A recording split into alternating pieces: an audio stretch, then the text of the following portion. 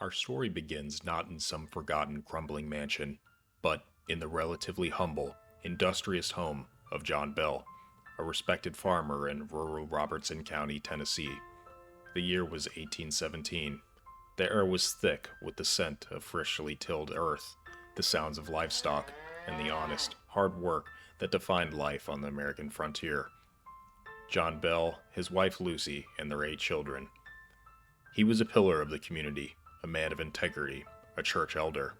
Their home was a place of warmth, laughter, and the comforting rhythm of family life. But that year, an insidious discord began to creep into their world, an unsettling dissonance that would rather shatter their peace and ultimately define their legacy. It started subtly, as most true horrors do. Minor disturbances, easily dismissed. Scratching sounds from outside the logs of their cabin walls, particularly at night. The family initially blamed local wildlife, a persistent rat, perhaps a wandering possum. But these sounds grew more insistent, more purposeful. They began to hear gnawing, as if something was trying to chew its way into their very home. Then the rapping started. Faint at first, like a tentative knuckle on wood, but quickly escalating into furious pounding, as if unseen fist was slamming against the walls, the doors, even the very floorboards beneath their feet. Imagine, if you will, the terror. Huddled in the darkness, the lamp casting dancing shadows, listening to an unseen assailant systematically assault your home.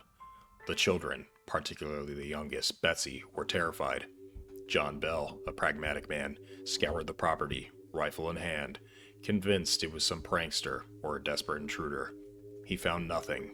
No footprints, no disturbed ground, no sign of forced entry. Just the oppressive silence of the Tennessee wilderness, waiting. But the entity was not content to remain outside. Soon, the torment moved indoors. Blankets were snatched from sleeping children. Pillows were yanked from beneath their heads. The covers of their beds would fly off, landing across the room with startling force. Small objects, a teacup, a spoon, a Bible, would levitate for a moment, then crash to the floor. The sounds intensified too. Choking, gagging noises emanated from empty rooms. Chains were heard dragging across the wooden floors, accompanied by this distinct sound of someone swallowing, then spitting. The Bells, bewildered and increasingly frightened, confided in their closest neighbors, John Johnston, James Johnson, and other trusted friends came to witness these bizarre occurrences for themselves. They came skeptically, of course. Who wouldn't? But their skepticism quickly dissolved into abject horror as they, too, experienced the invisible violence. A Bible would be thrown from the mantelpiece. A stick, seemingly out of nowhere, would strike a visitor on the head. One night, a neighbor, attempting to prove the phenomenon was a hoax, had his wig violently snatched from his head and thrown into the fireplace by an unseen hand. The witnesses, men of good standing and sober judgment, were left shaken, terrified, and utterly without explanation. And then it began to speak. Initially, the voice was a faint, almost inaudible whisper, like the rustling of dry leaves, but it grew stronger, clearer, until it was undeniably a voice, a female voice. It would sing hymns, sometimes beautifully, sometimes with a chilling, demonic sneer. It would mimic the voices of the family members, twisting their words, mocking their pleas, but most terrifyingly, it began to reveal information. Secrets no one outside the family, or even some within the family, could possibly know. It spoke of upcoming events, often with chilling accuracy. It revealed conversations held in distant towns, overheard by no living soul. It knew everything. It was omnipresent. This entity, which soon identified itself as Kate, or sometimes more ominously Old Kate, made its primary target horrifyingly clear: John Bell and his youngest daughter Betsy. John Bell suffered the most brutal physical assaults. He was slapped, pinched, his hair was pulled, and he experienced agonizing burning sensations on his skin. He would wake up with inexplicable welts and bruises. His mouth would be twisted, his tongue pierced, making it impossible for him to eat or speak at times. He became weak, gaunt, and sickly, a shadow of the robust man he once was. But it was Bessie who bore the brunt of Kate's psychological torture. She was often found with welts and bruises on her face, arms, and legs. Her hair was pulled. She was pinched and scratched, and sometimes she was even slapped violently by unseen hands. She would scream out in terror, reporting invisible attacks. Kate seemed to possess a sadistic joy in tormenting Betsy, often proclaiming her hatred for the girl and vowing to prevent her marriage to Joshua Gardner, a young man whom Betsy loved. The entity would curse their union, disrupt their meetings, and inflict painful attacks upon Betsy whenever Gardner was near. The attacks intensified. Betsy's sleep was constantly disturbed by violent dreams and physical assaults. She would cry out in the night, begging for help as unseen forces pulled at her, struck her, or threw her from her bed. Imagine being a young girl trapped in your own home. The reputation of the Bell Witch spread like wildfire. People traveled from far and wide, drawn by morbid curiosity and a desperate hope to witness the phenomena. Even General Andrew Jackson, a formidable military leader and future president of the United States, heard the tales and decided to investigate. He arrived with men confident that his authority and strength would quell any earthly disturbance. His confidence, however, was short-lived. As his party approached the Bell farm, their carriage inexplicably stopped. The horses refused to move, no matter how much they were whipped and coaxed.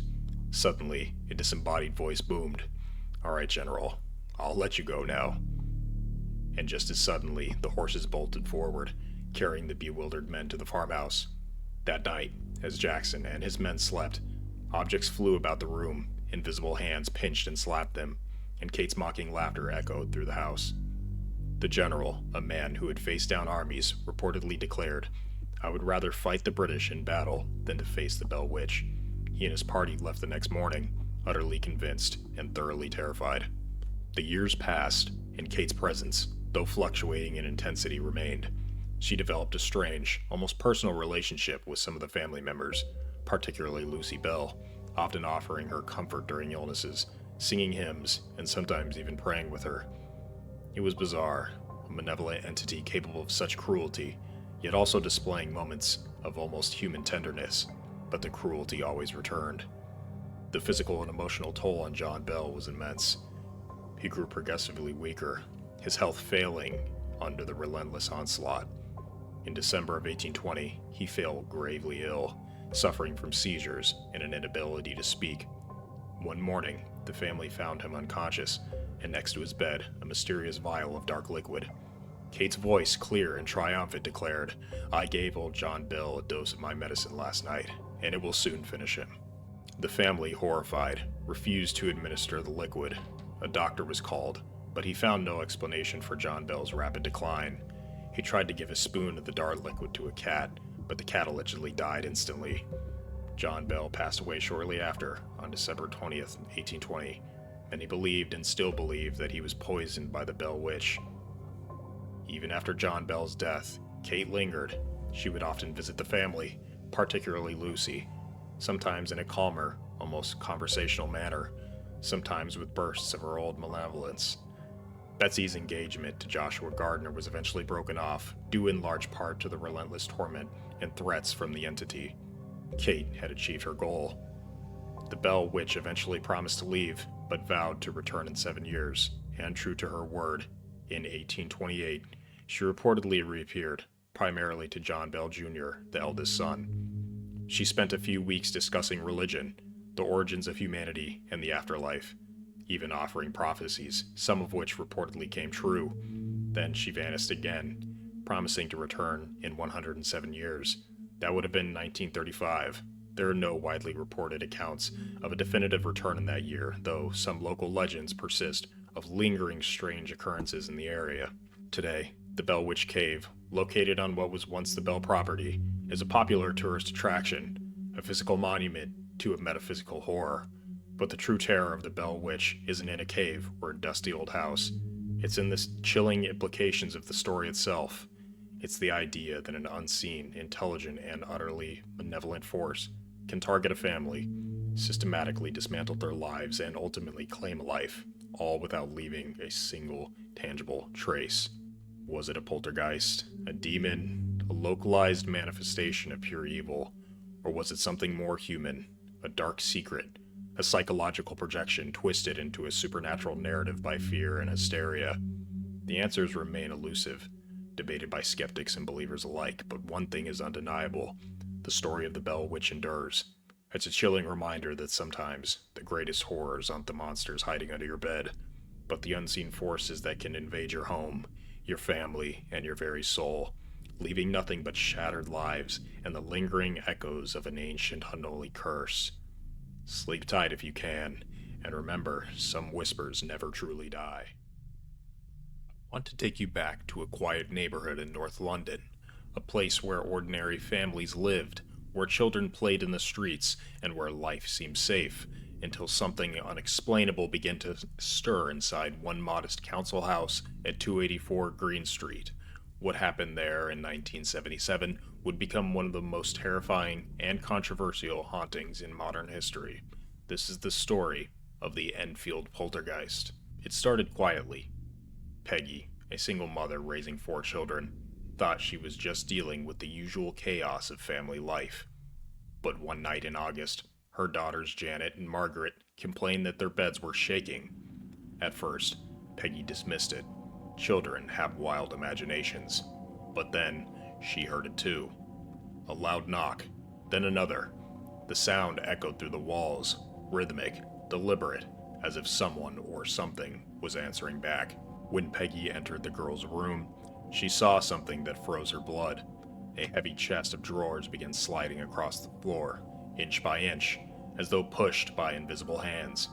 Peggy rushed to stop it, but no matter how hard she tried, the chest kept moving, until it slammed against the door, trapping them inside. Terrified, Peggy gathered her children and fled to a neighbor's house. The police were called, and even they witnessed strange things: a chair moving on its own, scraping across the floor without anyone noticing it. Terrified, Peggy gathered her children and fled to a neighbor's house.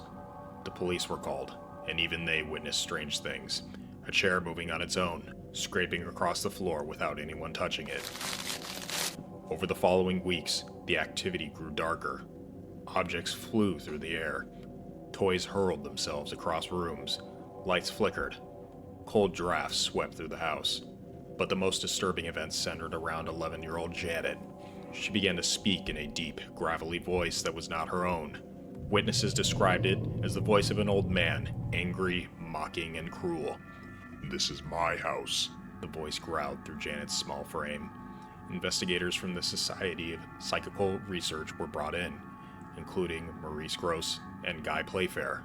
They documented hundreds of incidents: furniture levitating, objects materializing out of thin air, Janet being thrown from her bed by unseen forces, curtains twisting and choking her as if alive.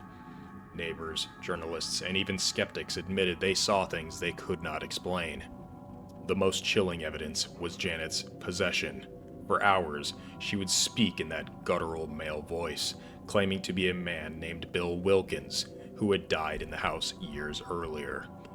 "I died in that chair, in the corner," the voice rasped.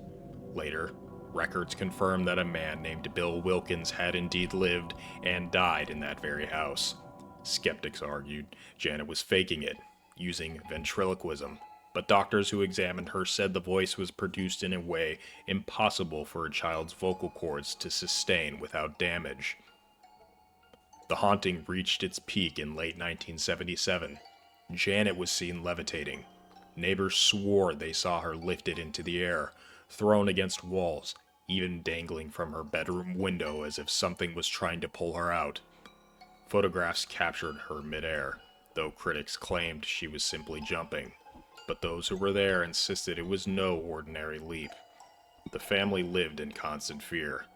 Nights were the worst. Knocks, bangs, whispers, and screams filled the darkness. The children were tormented, exhausted, and traumatized. Peggy herself admitted she felt powerless, as though the house itself had turned against them. The haunting lasted nearly 18 months. By 1979, the activity began to fade, though strange occurrences continued sporadically for years. The case became world famous, inspiring books, documentaries, and even The Conjuring 2. To this day, it remains one of the most thoroughly investigated hauntings in history. Skeptics still argue it was a hoax, pointing to moments when the children admitted to faking small incidents. But even hardened investigators who doubted the supernatural admitted that not everything could be explained away.